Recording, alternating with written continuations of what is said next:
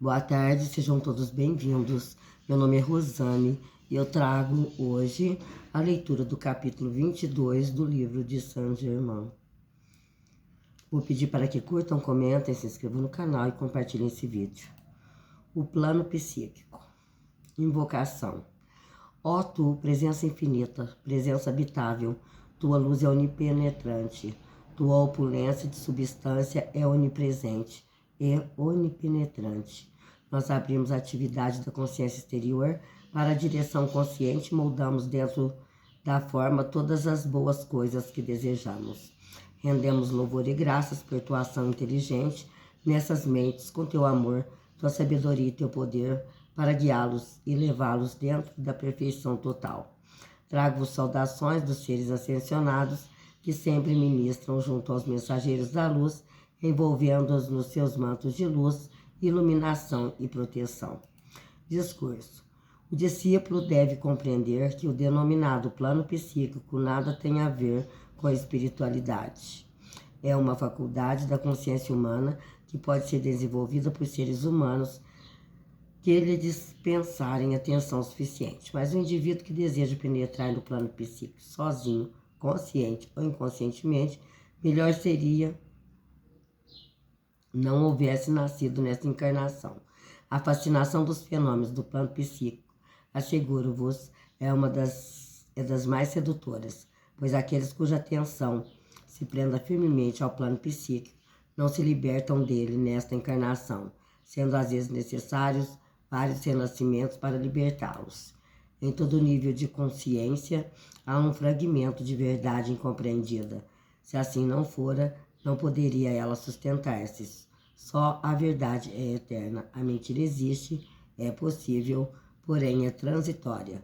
Deveis compreender que em todas as coisas e em todas as atividades há em maior ou menor proporção energia divina em ação, talvez erroneamente empregada, mas não obstante ativa. O discípulo sincero não dá atenção aos fenômenos psíquicos, visuais ou auditivos e compreende que deve acabar com isso, agindo diretamente pelo poder de sua vontade interior. Chama azul. E sua determinação. E penetrar no cinturão eletrônico, onde unicamente a verdade se expressa. Amados discípulos, ao mesmo tempo que é necessário explicar esse assunto, quero que tomeis a resolução de não sentir temor algum. No interior da camada psíquica do pensamento e do sentimento, acha-se a principal atividade daquilo que conhecemos como força sinistra nesse mundo. Algumas vezes, pessoas que alcançaram esplêndidas vitórias, não compreendendo a exata realidade do que eu estou dizendo, permitiram que sua atenção fosse atraída para essa camada, em consequência do despertar prematuro dessa faculdade física, por lhes ter sido apresentada uma semelhança da verdade com alguns fenômenos, o bastante para lhes atrair a atenção. Mas, se observarem o devido cuidado, todos verão ir desaparecendo essa imitação da verdade. Um dos atributos, talvez o mais fascinante desse plano, consiste em fazer falsas profecias, induzindo o indivíduo a vaticinar extravagâncias de vez em quando uma se cumpre, a fim de prender mais fortemente a atenção. Além disso, há uma certa substância que é introduzida no cérebro, ainda não vos posso dar maiores explicações a esse respeito. Isso torna impossível mesmo ao mestre interferir para auxiliar o indivíduo, porque foi pelo livre-arbítrio que ele aceitou a situação. Tem havido casos em que a pessoa percebeu o erro antes de ter avançado demais, e há um intenso pedido de libertação. Um dos irmãos foi enviado para libertá-la completamente. Ocasionalmente surge alguém que, devido à sua grande pureza, passa pelo plano psíquico sem conhecê-lo ou contatá-lo. Tal pessoa é realmente muito venturosa. As forças que existem neste plano atuam mais diretamente sobre a natureza sentimental, o que quer dizer sobre as paixões do indivíduo, por serem mais facilmente atingíveis. Aqueles que perderam o poder de controlar suas paixões, tanto pelo sexo como pela ira, ficaram consciente ou inconscientemente enredados na esfera psíquica do pensamento e sentimento, abrindo desse modo as portas de seus belos e magníficos templos de Deus. Através dessas portas abertas, as forças psíquicas agarram-se a eles, intensificando suas paixões até torná-las descontroladas, quando, de outro modo, poderiam ser dominadas. Seria preferível que tais indivíduos pisassem em cobras cascavéis, porque seriam então apenas lançados fora de seus corpos físicos e libertados. Mas, uma vez enredados nessa esfera psíquica, se escravizam frequentemente por muitas encarnações. Por quê? Porque imprimem imagens em seus mundos mentais, das quais não sabem como se libertar. Consequentemente, essas almas renascem com as mesmas tendências até depois da segunda ou terceira encarnação. Vêm a ser as criaturas depravadas que encontrais em toda parte. Às vezes, a influência é bastante astuciosa, a ponto de ocultar essa particularidade ao mundo exterior por muito tempo, efetuando sua obra nefasta em segredo. E aqui está a parte mais pungente dessa situação, aparentemente oculta, mas como se apresenta do ponto de vista exterior. Nas altas esferas espirituais existem almas grandiosas e belas que descem voluntariamente a esse plano a fim de ajudar, por meio de suas radiações, a romper a influência de tais criaturas sobre a humanidade. Esses voluntários tanto podem ser masculinos como femininos, mais frequentemente, porém, são femininos. Isso explica porque belas almas em encarnação feminina se unem em matrimônio exterior com almas masculinas que se tenham emaranhado nessa condição psíquica a fim de libertá-las. Se uma pessoa disposta a contrair matrimônio antes de dar esse passo evocasse o Deus interior dizendo: se este casamento tem por base um desejo passional que não se realize, grandes desgraças e sofrimentos seriam evitados. E agora, a parte essencial de tudo isso: aqueles que por seus próprios esforços ou por intermédio de ensinamentos que lhes são ministrados, chegarem a compreender com exatidão o que significa a poderosa presença Eu Sou.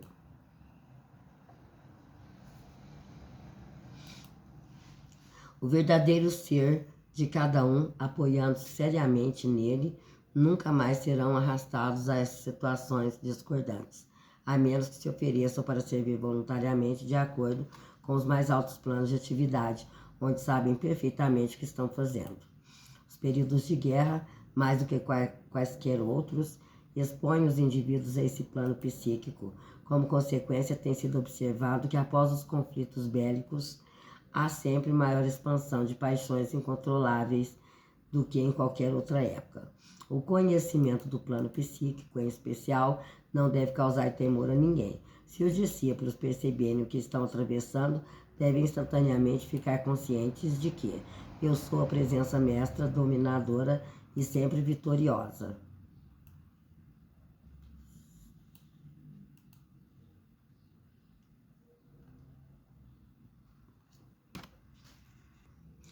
E imediatamente encontrarão força para enfrentar seja o que for que apareça e prosseguir serena e destemidamente. Jesus sugeriu que essa explanação fosse dada enquanto os discípulos estivessem sob a tríplice radiação.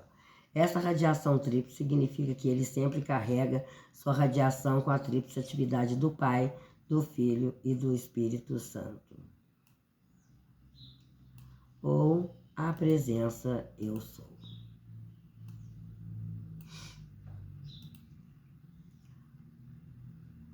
A astrologia é uma das coisas mais tristes que devo dizer. Aqueles que se dedicam a fazer horóscopos são inconscientemente arrastados para a rede psíquica, que tornam-se sensíveis às condições adversas que somente existem nesse plano, emaranhando-se nelas. Essa é uma das atividades mais lamentáveis, porque o indivíduo se conserva inteiramente inconsciente de ter aberto a porta a semelhantes condições, chegando a enredar-se de tal modo que nenhuma soma de argumentos ou razões poderá modificar-lhe a crença na astrologia. Nos últimos 20 anos, esse ensinamento foi escrito em 1932. O campo da astrologia tem sido usado mais com o propósito de profetizar do que qualquer outro.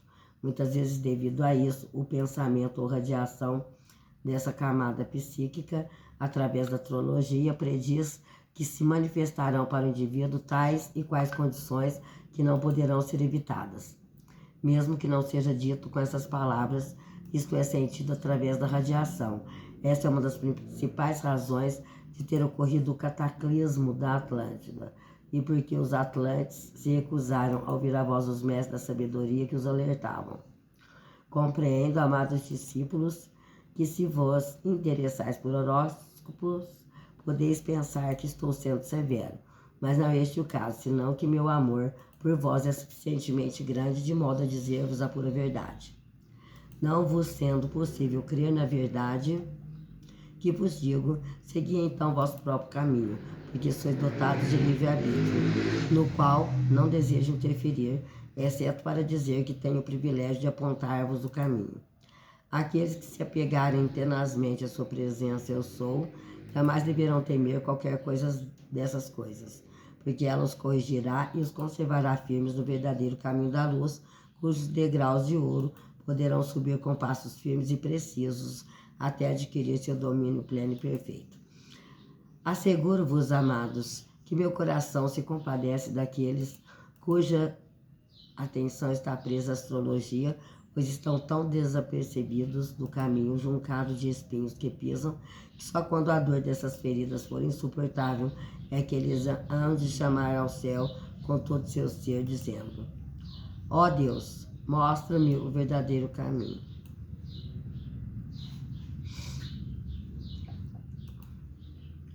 Amados discípulos, vós que com tanto empenho buscais a luz, sabei que existe somente a presença una, que é vossa proteção invencível e que é a grande presença eu sou. Deus em vós. Não deixeis nunca que vossa atenção se prenda a essas inúmeras manifestações exteriores, astrologia, numerologia, espiritismo ou qualquer das muitas coisas que afastem vossa atenção da grande presença eu sou, que é vosso ser real. Se para ela vos voltardes sempre, ela vos guiará no caminho da luz, com aquela quietude do externo que vos permitirá penetrar no grande silêncio e na paz que ultrapassa toda compreensão e onde encontrareis a maior atividade de Deus, a presença eu sou. Amados, certamente compreendereis que não podeis servir a dois senhores, nem ganhar vitória alguma antecipadamente. Por terdes livre-arbítrio, deveis escolher. Se preferis o externo, esquecendo vossa invencível presença eu sou, então, ainda que meu amor continue vos envolvendo em seu grande manto de proteção, terei que esperar até chegar o tempo que elegerdes para regressar ao Deus Uno. Se vos decidirdes que por vossa presença eu sou, e nela permanecerdes, vossas lutas logo cessarão e percebereis que estáis vos movendo nessa esfera de paz, harmonia e perfeição, de onde contemplareis o mundo externo com grande compaixão, nunca, porém, com a comiseração humana, que sufocaria vosso próprio progresso. Isso não se recorda da antiga citação. Procurai, pois, primeiramente o reino de Deus e sua justiça, e todas as coisas vos serão dadas por acréscimo. Esse reino de Deus é a grande presença eu sou, vossa única realidade, dono e doador de todas as coisas criadas e manifestadas. Não é estranho, amados discípulos, que se possa vaguear tanto tempo na discórdia e na limitação, quando a presença mestra de luz, a presença eu sou, caminha sempre no nosso lado, à espera de que nos voltemos para ela e recebamos suas radiantes e gloriosas dádivas de perfeição em todas as manifestações externas. Tal é o vosso privilégio, amados meus. Conquanto me entristeça por alguns não terem sentido a real importância de sua presença eu sou, e ainda se esforçam pelas coisas externas, limito-me a esperar envolvendo-os no meu amor, porque eles têm livre-arbítrio. Talvez seja eu um pouco antiquado, porém, quando vejo indivíduos tão bons e tão correios, quisera ajudá-los e prendê-los no meu abraço, até que pudesse compreender a importância de sua própria presença eu sou. Entretanto, isto não me é permitido, porque sei muito bem que todos os que têm qualquer desejo de buscar a exterioridade devem fazê-lo, até que já não sinta mais essa necessidade. Os discípulos devem compreender que não podem dividir sua atenção entre a presença eu sou e as coisas externas. Uma casa dividida contra si mesmo, cedo ou tarde cairá.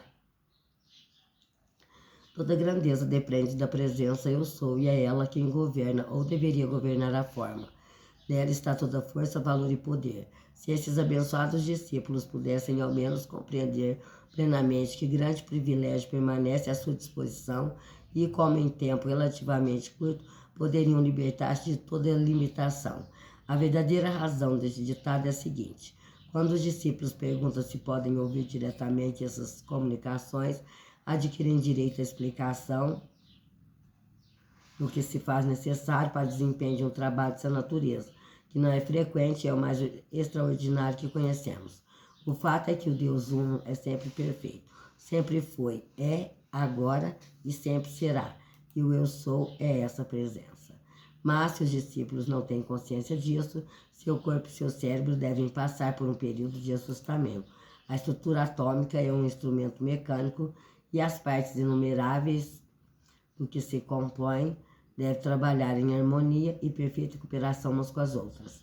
Os discípulos não compreendem que quando um certo trabalho específico deve ser realizado, tem que haver também um preparo definido nesse sentido. Por exemplo, suponhamos que exista uma pessoa que por natureza é dotada de uma qualidade invulgar para falar em público. Para que receba assistência da hóstia ascensionada,